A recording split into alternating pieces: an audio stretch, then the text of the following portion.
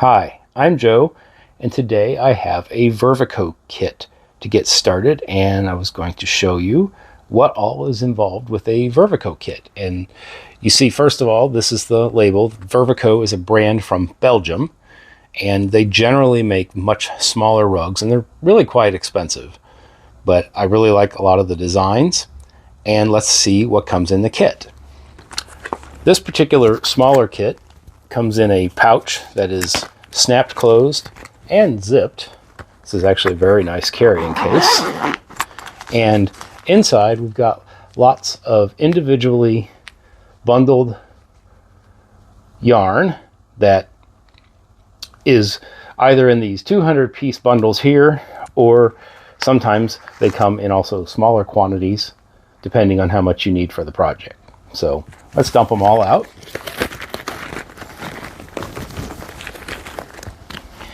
You can see sometimes the bundles come apart, but that's not a huge deal. You'll notice that the bundles are not labeled, and I'll show you why in just a minute. Here's some more mess. This is kind of a messy package for Vervaco, actually. We also get a latch hooking tool with the kit. This is a fairly nice tool. They have the wooden handle, and the hook is rather small, but that's because the canvas is smaller, which I'll get to in a little bit.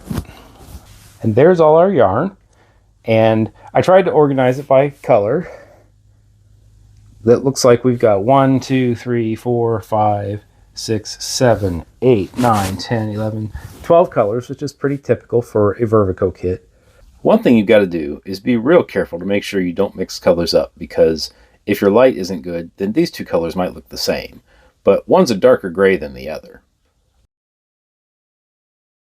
And here I had initially grouped these two together, but I don't know if you can see there, but we have dark blue and black. And finally, the last thing to do is get out the canvas. And there we are. And one thing I have not shown you, because there isn't one, is there is no paper pattern with this set. The painted canvas here is all you have to go by, and that includes also identifying which color is which.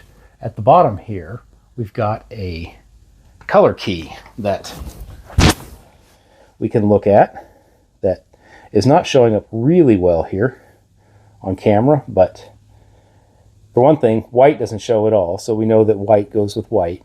And then we've got this pale yellow here, a little bit darker yellow, a little darker, and so forth, to orange. Then we've got a light blue and medium blue and dark blue. And here there's already this one piece of yarn that is attached, and it's attached here with this color that is just a very pale purple. That's to indicate that there is no purple in this set, that this color yarn is what goes with the color purple, which in this case is this very light gray. And then finally we've got a medium gray, darker gray, and black. As luck would have it, I managed to separate the colors here all in the same order as what is listed at the bottom of the canvas. So I'm just going to put those into my section trays here, just like I did with the Hirschner's kit. And I'm looking forward to getting started on this, because I've had my eye on some Dolphin rugs for a while now, and I feel like that is a summertime thing to do. And as we get to the end of spring, I want to get some of these Dolphin rugs done. So I'll catch up with you when I get to the end. And even though I thought I was being careful by matching the colors up to the color chart here at the bottom of the rug, I still ended up messing up, I'm pretty sure, because I got part of the way through the sunset and realized that the color I was using for the sun was going to have a lot of extra pieces, which meant that the other color that I probably should have used was going to run out pretty quick.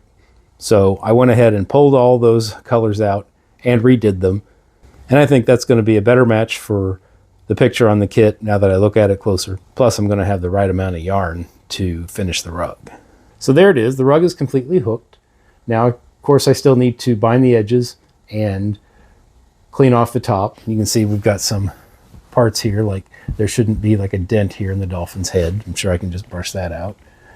And I'm going to have some of the same challenges with this rug that I did with the Orchidea rug I did a while back, where this part here is kind of hard to fold back because it doesn't give me a lot to use to sew through because I've got this thick bit here on the side. But I'm sure I'll make it work. But I'll have to do the best I can, probably just using the one strand here that I really don't like to bind it that close to the edge, but I don't feel like I've got a much better choice right now. And the other challenge I face is because this is smaller canvas. Sorry, I don't have a metric ruler handy, but you can see that instead of the normal 3 3/4 squares per inch, it looks like we're getting somewhere between 4.5 and 5. This almost looks like 4.75. So that makes the design look better, because you're getting 71 strands, both up and down and left to right, in the same space where you would normally be able to only do 60 by 60. And I think it gives you a better detail in such a small rug. And there's the finished Dolphin Sunset rug. It wasn't really any problem at all to get the back sewn. I did have to use just one square in when normally I prefer to be 3 or 4 squares up, but I think it looks pretty good at 16 inches by 16 inches. This is a nice rug that I can hang up pretty much anywhere. My next video will probably be another Dolphin rug, this time by Orchidea. And even though I've done a video about an Orchidea kit, I'll try and show what it looks like straight out of the box or the bag, depending on how it comes. I don't know when I'll get to that, but when the time comes, I will make a new video, and I'll look forward to talking with you again.